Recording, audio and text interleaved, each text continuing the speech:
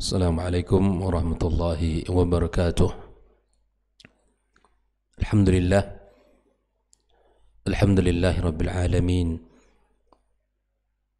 Wassalatu wassalamu ala ashrafil mursalin nabiyyina wa habibina Muhammadin wa ala alihi wa ashabihi ajma'in. Asyhadu an la ilaha illallah wahdahu la syarika lah ولي الصالحين وخالق الخلق أجمعين وأشهد أن محمدا عبده ورسوله النبي الأمين. قال تعالى: يا أيها الذين آمنوا اتقوا الله حق تقاته ولا تموتن إلا وأنتم مسلمون. أما بعد، فإن أصدق الحديث كتاب الله وخير الهدي هدي محمد صلى الله عليه وسلم وشر الأمور محدثاتها وكل محدثة بدعة وكل بدعة ضلالة. معاشر المسلمين والمسلمات المشاهدين والمشاهدات rahimani wa rahimakumullah. Alhamdulillah, kita bersyukur pada Allah Subhanahu wa taala. Kembali Allah berikan kesehatan, kemudahan pagi ini kita bisa hadir bersama-sama di rumah Allah melaksanakan salah satu ibadah yang mulia, ibadah salat subuh. Kemudian kita duduk sejenak untuk membaca kitab-kitab para ulama dalam rangka tafaqquh dalam agama kita, yang mudah-mudahan ayat-ayat yang kita baca dan hadis-hadis yang kita pelajari memberikan manfaat dalam kehidupan kita dan menjaga diri kita dari segala hal yang bisa menjerumuskan kita dari penyimpangan-penyimpangan dan kesyirikan-kesyirikan. Mudah-mudahan Allah Azza wa Jalla menerima sebagai amal kebaikan kita. Salat dan salam senantiasa kita ucapkan untuk baginda kita sallallahu alaihi wasallam. Allahumma salli ala Muhammad wa ala ali Muhammad. Kemudian untuk keluarganya dan para sahabatnya serta seluruh umatnya yang setia berada di atas sunnahnya sampai hari kiamat kelak. Kembali kita mempelajari kitab Al-Mulakhas fi Syarh Kitab Tauhid karya Syekh Shalih Al-Fauzan pada halaman 180. Naam, masih dalam bab yang ke-21, yaitu athar yang dibawakan oleh Syekh Muhammad Ibn Abdul Wahhab tentang apa yang menjadi peringatan kita bahwa berlebih-lebihan terhadap kuburan orang saleh sehingga kuburan itu menjadi berhala yang disembah selain Allah Subhanahu wa taala. Pada pertemuan pagi kemarin kita sudah bawakan dalil yang dibawakan oleh Syekh Muhammad bin Abdul Wahhab di dalam kitab ini tentang doa yang dibaca oleh Nabi sallallahu alaihi wasallam di mana beliau meminta kepada Allah, Allahumma la taj'al qabri wathanan yu'bad. Ya Allah, jangan engkau jadikan kuburanku berhala yang disembah. Ishtadda ghadabullah ala qaumin ittakhadhu qubur anbiya'ihim masajidah. Telah besar amarah Allah, ya, teramat besar amarah Allah kepada mereka-mereka yang menjadikan kuburan para nabi mereka sebagai masjid. Pagi ini adalah sebuah athar yang dibawakan oleh Syekh Muhammad Ibn Abdul Wahhab di dalam menyebutkan tentang bab ini. Beliau mengatakan wal Ibn Jaririn bisanadihi, ya, dari Ibnu Jarir dengan sanad beliau an Sufyan. Nah, secara zahir di sini adalah beliau ini Sufyan ats-Tsauri an Mansur, ya, an Mansur Ibn al-Mu'tamar an Mujahid Ibn Jabr. Dalam bab ini adalah tentang makna ayat yang Allah sebutkan dalam surat An-Najm ayat ke-19. Afara'aitumul Lata wal Uzza. Di sini ya Allah Subhanahu wa taala mengatakan bagaimana, ya, apakah kamu melihat pada Lata dan Uzza itu ada manfaat yang bisa mendatangkan kepada kalian.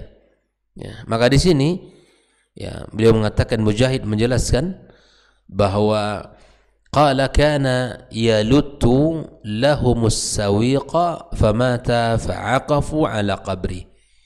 Di dalam makna Al-Lata wal Uzza, dan ini kan sudah kita jelaskan pada pertemuan sebelumnya, bahwa mereka ini adalah orang-orang saleh yang pada awalnya mereka ini orang-orang baik, orang-orang taat kepada Allah Azza wa Jalla. Namun tatkala mereka ini meninggal dunia, lalu kemudian mereka ini diingat, dikenang dengan cara apa? Membuatkan gambar-gambar mereka, foto-foto mereka, sehingga ditaruhkan di situ, diletakkan di tempat di mana dulu mereka beribadah. Ya, kemudian setelah bergantinya generasi, bergantinya masa, orang-orang yang mengetahui sebab dibuatnya foto dan gambar itu telah meninggal dunia, maka datanglah generasi berikutnya yang tidak tahu tentang asal usul kenapa di foto mereka dipajang di situ atau ditaruh di situ. Lalu datanglah syaitan yang membisikkan kepada mereka bahwa dulu bapak kalian menyembah foto-foto ini, gambar-gambar ini. Nah, yang awalnya diingat dengan tujuan agar dia dikenang sebagai orang saleh, lalu kemudian setelah berganti generasi dan ilmu dicabut, ya masyarakat tidak memiliki ilmu, maka kemudian generasi setelahnya mereka menyembah patung-patung tersebut. Inilah sebuah proses yang tidak sederhana, ikhwafillah. Bahwa proses kesyirikan itu telah terjadi dan itu bertahap, bertahap. Makanya Islam, apapun yang jalan yang menuju kepada kesyirikan mesti dihapuskan, ya, ditutup. Termasuklah membuat foto-foto para orang-orang soleh, karena itu bagian daripada, ya, dikhawatirkan kita ghulu dalam agama kita. Nah, siapa Lata ini? Mujahid mengatakan kana yaluttu lahumus sawiq, ya, ini mereka dulu Lata ini dalam membuat sebuah adonan makanan dari gandum yang dicampur dengan minyak samin, ya. Lalu kemudian famata, yang beliau ini ketika telah meninggal dunia, fa'aqafu ala qabri, mereka berdiam di kuburannya, ya, berdiam lama di situ, ya, dan mereka melakukannya terus menerus. Nah, inilah kata Mujahid. Wa kadza qala Abul Jauza an Ibn Abbasin, begitu juga apa yang dikatakan oleh Abul Jauza dari Abdullah bin Abbas, kana yaluttus sawiqa lil hajj. Jadi adonan roti itu dibuat untuk mereka para jemaah haji. Ya, begitu baiknya dia, ya, ketika masih hidup, dan itu dikenang oleh orang. Itu dikenang oleh orang. Maka kemudian hal-hal yang seperti itu, kebaikan-kebaikan yang telah dilakukan, maka kemudian akhirnya dibuat sebagai bentuk ucapan terima kasih dan mengingat kebaikan, buatlah foto dan gambarnya, patungnya. Kemudian Syekh Saleh Al-Fauzan menyebutkan beberapa tarajum, ya, dari orang-orang yang telah kita sebutkan tadi. Yang pertama Ibnu Jarir. Siapa Ibnu Jarir? Ikhwafillah, huwa al-Imamul Hafidh, seorang imam Al-Hafidh Muhammad bin Jarir At-Tabari, ya, terkenal digelar dengan Syekhul Mufassirin. Jadi Syekhul Mufassirin itu disandang oleh Ibnu Jarir At-Tabari. Kenapa? Karena ulama-ulama tafsir setelah beliau itu, maka semuanya hampir rata-rata menukil kepada beliau ini, ya. Karena riwayat tafsirnya, karena corak tafsir beliau ini tafsir bil ma'thur, ya, coraknya tafsir bil ma'thur. Ada riwayat-riwayat yang sangat banyak yang beliau nukilkan dalam kitab tafsirnya. Digelar juga dengan sahib, atau disebut juga dengan sahibut tafsir, disebut dengan tafsir Tabari, atau nama khususnya Jami'ul Bayan an Ta'wili Ayil Quran. Inilah nama kitab tafsir beliau. Digelar dengan Syekhul Mufassirin, ya, gurunya para atau syekhnya para mufassirin. Termasuklah murid beliau adalah Al-Imam Ibnu Katsir rahimallahu taala wafat pada tahun 310 Hijriah rahimallahu taala rahmatan wasi'ah. Itulah Ibnu Jarir At-Tabari. Yang kedua, Sufyan. Siapa Sufyan dalam riwayat ini? Al-Azhar, kata Syekh Shalih Al-Fauzan, annahu Sufyan ibn Sa'id Al-Thawri. Sufyan Al-Thawri dikenal dengan Sufyan Al-Thawri, imamun hujjatun abidun, seorang imam ya, yang kemudian menjadi hujjah dan seorang yang abid kepada Allah, beralih ibadah. Mata wafat pada tahun 161 Hijriah rahimallahu taala rahmatan wasi'ah. Naam. Sufyan ada dua ya, Sufyan bin Uyainah dan Sufyan Ats-Tsauri, dan di sini adalah yang dimaksud dengan Sufyan di sini adalah Sufyan Ats-Tsauri. Naam. Yang ketiga, Mansur. Siapa Mansur dalam riwayat ini? Wa Ibnul Mu'tamar, thiqatun, seorang yang dipercaya, ya, faqihun, ya, ahli faqih, mata wafat pada tahun 132 Hijriah rahimallahu taala rahmatan wasi'ah. Semoga Allah merahmati beliau dan seluruh para ulama kita. Adapun yang keempat, dia adalah Mujahid. Nah, Mujahid ini seorang ulama tabi'in, wa huwa Ibnu Jabr, thiqatun, yang sangat dipercaya, ya, imamun fit tafsir. Beliau ini adalah imam dalam tafsir. Muridnya Ibnu Abbas radhiyallahu taala anhu mengambil riwayat tafsir ilmu kepada Ibnu Abbas radhiyallahu taala anhu. Dan kalau kita baca kitab-kitab tafsir yang coraknya adalah Al-Ma'thur, sangat banyak kita dapatkan riwayat-riwayat Mujahid ini yang menjelaskan tentang ayat-ayat Al-Quranul Karim. Dan kita tahu bahwa di antara metode penafsiran Al-Quran, ya, adalah Al-Quran ditafsirkan dengan Al-Quranul Karim, dan Al-Quran ditafsirkan dengan hadis-hadis Rasulullah SAW, dan Al-Quran ditafsirkan dengan perkataan para sahabat dan juga dengan perkataan para tabi'in. Nah, ini disebut dengan tafsir bil ma'thur. Apa yang dikatakan oleh para sahabat dan para tabi'in pun tergolong dalam bagian tafsir bil ma'thur. Naam. Contoh tafsir bil ma'thur ada tafsir At-Tabari seperti yang kita sebutkan di atas. Yang kedua adalah tafsir misalnya Ibnu Katsir rahimahullahu taala, ya, itu juga merupakan bagian dari tafsir bil ma'thur. Itulah Mujahid. Kemudian Abul Jauza yang disebutkan di sini, wa kadza qala Abul Jauza. Siapa Abul Jauza? Huwa Aus ibn Abdullah Rabi'i, thiqatun masyhurun, ya, seorang yang thiqah, ya, dipercaya dan masyhur, terkenal. Mata wafat pada tahun 83 Hijriah rahimallahu taala rahmatan wasi'ah. Naam. Itulah Abul Jauza. Wa kana yalutus sawiq, artinya ay yakhlituhu bisaman wa nahwi, adonan yang dicampur dengan minyak samin.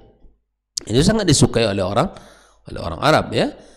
Aqifu ala qabri di sini, fa'akafu ala qabri ay aqbalu, mereka menghadap, wa wadhabu, dan mereka terus melakukan itu, wahtabasu alai, dan mereka berdiam. Jadi misalnya di depan itu sebuah kuburan, mereka datang ke situ, kemudian mereka melakukan hal itu terus-menerus dan mereka berdiam di situ. Ya, seperti dengan cipta barangkali hari ini, ya, lama-lama mereka di situ, dan ini perkara yang bisa menjerumuskan orang kepada kesyirikan. Jangan dipahami kita ini dengan apa yang kita sampaikan melarang orang ziarah kubur, bukan. Ziarah kubur itu sunnah, ya, bahkan anjuran Nabi SAW. Namun yang dimaksudkan di sini orang yang terus datang ke sebuah kuburan dikarenakan mungkin disebut orang saleh, ya, datang ke situ dan dilakukan secara terus menerus, dan kita berlama-lama di situ. Seperti yang kita sebut pada pertemuan sebelumnya, bahwa datang ke kuburan itu dengan tujuan satu, melaksanakan sunnah Nabi. Yang kedua, kita datang untuk mengambil pelajaran bahwa kehidupan kita akan berakhir seperti dia. Yang ketiga, kita mendoakan orang yang telah mendahului kita. Nah, inilah di antara hal yang kita dapatkan di saat kita menziarahi kubur.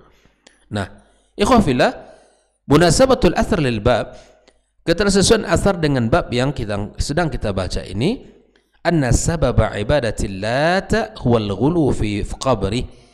Nah, kita tahu bahwa sebab Lata ini disembah adalah ghulu terhadap kuburannya. Ghulu terhadap kuburannya, hatta sara wathanan yu'bad, sampai apa? Berhala yang disembah. Lata wal Uzza, dan yang disebutkan Allah dalam surah Najm ini, semua dulu mereka orang-orang baik dan orang-orang soleh. Di proses terjadi perubahan dari awal sampai kesyirikan itu datang dan sampai menjadi berhala yang disembah, itu bukan proses yang sebentar ya. Dan makanya kita ikhwafillah hari ini kalau ada celah-celah yang bisa mendatangkan kesyirikan mesti dimusnahkan, ditutup. Tidak boleh itu terjadi, karena hari ini Anda yang paham, ya kan? Generasi setelah Anda belum bisa atau bisa dipastikan paham. Nah, semua itu dijaga oleh syariat kita, diperhatikan oleh syariat kita yang mulia. Naam. Ya fillah, mari kita baca yang kedua dari apa yang diriwayatkan dari Ibnu Abbas ini, halaman 191. Wa an Ibnu Abbas radhiyallahu anhuma, dari Ibnu Abbas ya, radhiyallahu taala anhuma, qala, dia berkata, la'ana Rasulullah sallallahu alaihi wasallam zairatil qubur. Rasul melaknat para wanita-wanita yang menziarahi kubur. Wal muttakhidina 'alaiha al masajida, dan yang menjadikan kuburan itu sebagai masjid. Was suraj, dan orang-orang yang selalu menghidupkan lampu, ya. Hadis ini diriwayatkan oleh Ahlus Sunan. Ya, Ahlus Sunan di sini maksudnya orang yang mengumpulkan hadis Nabi dalam kitab sunannya, seperti Abu Dawud, Tirmizi, Ibnu Majah. Tapi dalam riwayat ini An-Nasa'i tidak meriwayatkannya. Naam, sebagaimana dijelaskan oleh Syekh Shalih Al-Fauzan dalam kitabnya ini. Nah, mari kita lihat ikhwafillah tentang apa yang disampaikan oleh Nabi. Yang pertama, Nabi melaknat zairatil kubur. Zairat di sini ada perbedaan dari apa yang dikatakan oleh Syalbani rahimahullah taala. Zairat, beliau lebih memilih untuk mengatakan zuwaratil kubur, bukan zairat. Apa bedanya ikhwafillah? Zairat wanita-wanita yang menziarahi biasa. Tapi zuwaratil kubur adalah wanita-wanita yang selalu melaksanakan ya ziarah kubur. Zuwarat ini disebutkan mubalaghah ya, bahwa wanita-wanita yang memang kerjaannya itu dan terus menerus untuk mendatangi kuburan. Maka disinilah nanti terjadi perbedaan para ulama tentang boleh tidak wanita menziarahi kubur ya. Yang pertama mengatakan boleh ya, boleh asal tidak keterusan. Boleh seorang wanita ziarah kubur asal tidak keterusan. Yang kedua mengatakan tidak boleh secara mutlak. Nah, yang mengatakan boleh mengatakan boleh asal tidak keterusan, diantaranya adalah ketika Nabi SAW melihat seorang wanita yang menziarahi kubur dan dia menangis. Lalu Nabi berhenti dan mengatakan, wattaqillah wasbiri, ittaqillaha wasbiri. Bertakwalah engkau kepada Allah dan sabar. Itu dikatakan oleh Nabi kepada wanita itu. Maka wanita itu mengatakan, ilaika anni, pergi engkau dari sini gitu. Dia tidak tahu yang mengatakan itu siapa? Rasul sallallahu alaihi wasallam. Diusirnya Nabi, ilaika anni. Ya kan? Ilaika anni. Lalu setelah dia sadar bahwa ternyata yang memberi nasihat itu siapa? Rasul sallallahu alaihi wasallam, dan dia minta maaf. Nah, ini salah satu dalil yang dikatakan oleh para ulama tentang bolehnya tentang ziarah kubur. Kalau seandainya itu hal yang terlarang, pasti Nabi melarangnya. Nah, namun di sini ada sedikit kaitnya bahwa dibolehkan dengan syarat tidak terusan, tidak terus menerus melakukan hal itu. Nah, ini yang pertama tentang lafaz hadis zairatil kubur, ya zuwaratil, di Syekh Albani memberikan sebuah kritikan bahwa lafaz hadisnya bukan zairat tapi zuwaratil kubur. Nah, dalam lafaz yang kedua, wal muttakhidin 'alaiha al masajid. Adapun lafaz ini mutawatir, artinya orang-orang yang menjadikan kuburan sebagai masjid itu tidak, ya, itu terlaknat dalam agama, tidak boleh, karena itu terlaknat dalam Islam. Seperti mana Nabi SAW katakan ini. Was-suraj, as-suraj di sini alladzina yuqiduna as-saraja 'ala al-maqabir wa yudhi'unaha. Orang-orang yang menghidupkan lampu. Maksudnya, ya, ada orang yang melakukan hal ini.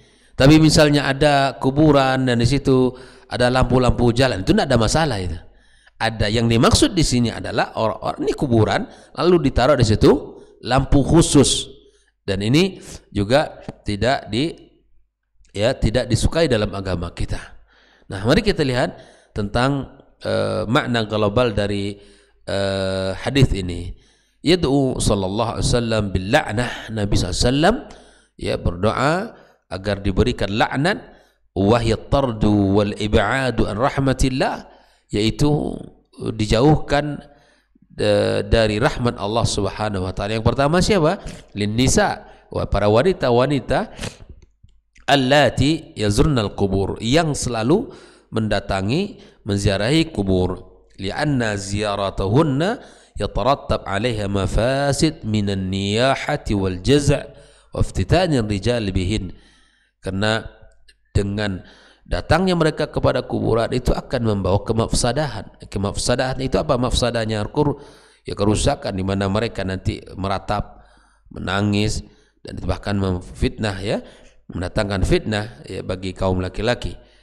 Yang kedua, wala'ana alladzina yattakhiduna al-maqabira mawatina ibadah, yang menjadikan kuburan sebagai tempat ibadah, masjid. Ini tidak boleh. Dan maksud masjid di sini bukan harus dibangun di situ masjid, tapi melaksanakan sholat di situ. Ya, ini sering, ya, dan di sebagian melakukan hal ini. Bahkan memang dijadikan sebagai salah satu apa?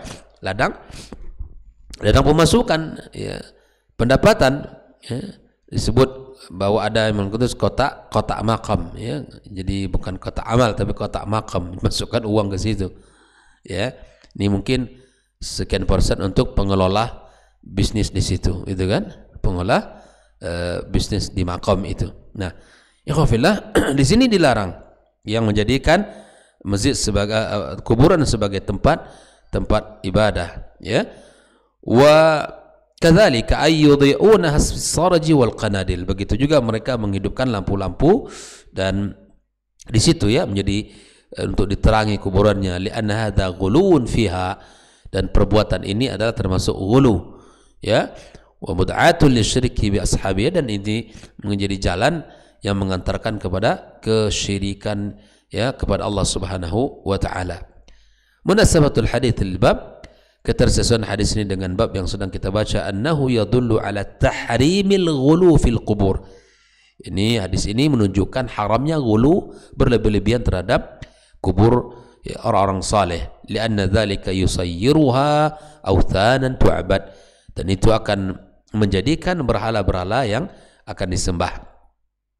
Lalu terakhir, ma yustafadu min al-hadits, apa pelajaran bisa kita ambil dari hadis ini? Yang pertama, tahrimul ghulu fil qubur, haramnya ghulu, ya, terhadap kuburan. Bittikhadhiha mawatina ibadah, dengan menjadikannya sebagai tempat ibadah. Li'annahu yufdi ila syirki, karena itu akan mengarahkan kepada kesyirikan. Yang kedua, Syekh Shalih Al-Fauzan mengatakan tahrimu tanwiril maqabir, dilarang kita untuk memberikan cahaya lampu kepada kuburan. Ya, dzalika wasilatul ibadatiha, untuk apa pula, ya, untuk kita terangi kuburan itu, ya. Terangi kuburan dengan lampu tidak akan memberikan manfaat kepada, ya, penghuninya, ya. Yang akan menerangi kuburannya adalah amalan-amalannya, ya, yang akan bisa bermanfaat baginya adalah doa-doa kita untuk mereka yang telah mendahului kita, ya, doa-doa kita, istighfar kita mohon ampunan untuk mereka, ya, sedekah yang kita keluarkan, ya, untuk mereka, itu yang akan bermanfaat.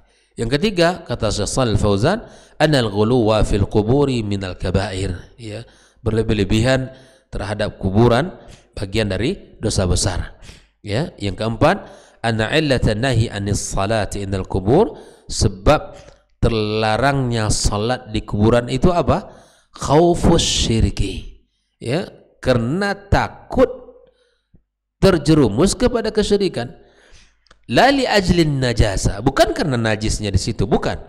Ya, lianna Rasulullah SAW qarana baina ittikhadhiha masajid wa israjiha wa la'ana 'alal amra ini. Di sini karena Nabi SAW menggabungkan antara dua hal, yaitu menjadikannya sebagai masjid dan menghidupkannya lampu.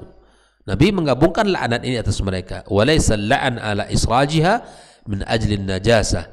Ya, bukan terlaknatnya mereka itu yang melakukan hal itu bukan karena najisnya kuburan itu. Fakadzaka as-shalah indaha, begitu juga salat. Nah, oleh itu ikhwafillah, dalam pesan hadis ini kita dapat memahami tentang kecaman dan laknat bagi mereka yang selalu, pertama, wanita-wanita yang mendatangi kuburan, yang kedua adalah orang-orang yang menjadikan kuburan sebagai masjid, tempat ibadah, dan menghidupkan lampu-lampu di kuburan tersebut. Ya, mudah-mudahan hadis-hadis ini bisa kita pahami, dan asar yang disampaikan oleh Mujahid tentang makna Al-Lata Al-Uzza juga bisa dipahami dengan baik.